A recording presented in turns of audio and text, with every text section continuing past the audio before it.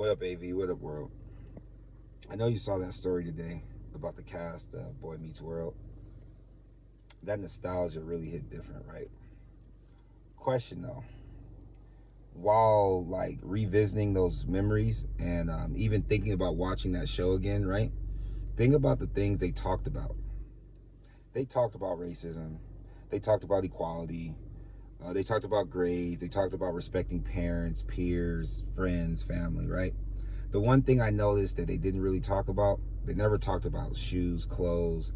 They didn't talk about so much of your image, like as if what you wore mattered. It was what you did and who you were that mattered.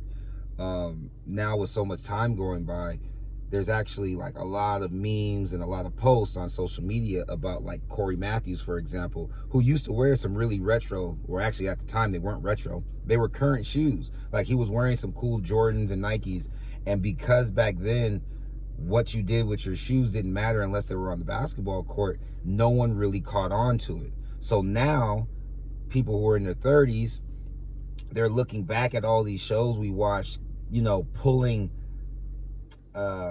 relevant things that are going on right now and trying to show that they were relevant back then when in fact they weren't.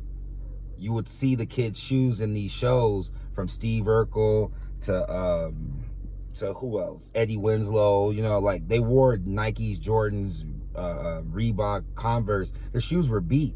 You didn't see like the wardrobe stylist giving them a brand new pair of tennis shoes every episode. You actually saw more transparency about who someone's image was compared to like a fake image. You know what I mean? Like you didn't see a hollow shell of Corey Matthews because he looked really good on the outside and then his emotions weren't being expressed.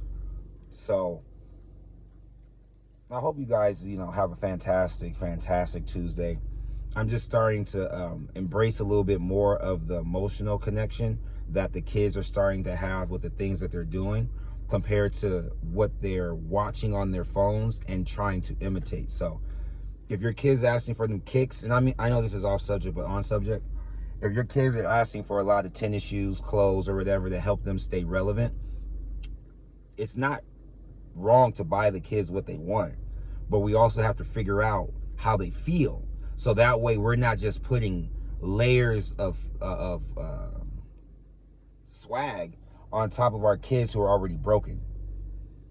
They might want a hat that says something positive, that's not very trendy, that could keep them going forward on campus more so than the latest Jordan that everyone's going to make fun of them for, either calling them out saying they're a replica or saying that they're a poser because they don't actually play basketball. I mean, there's so many things that are factors now that are stopping them from being great on campus that I feel like if we put more energy and effort into the things that we remember growing up, which is how we felt and how things around us made us feel compared to how we looked, we could really get a much better result out of a lot of these student athletes or just these kids in general.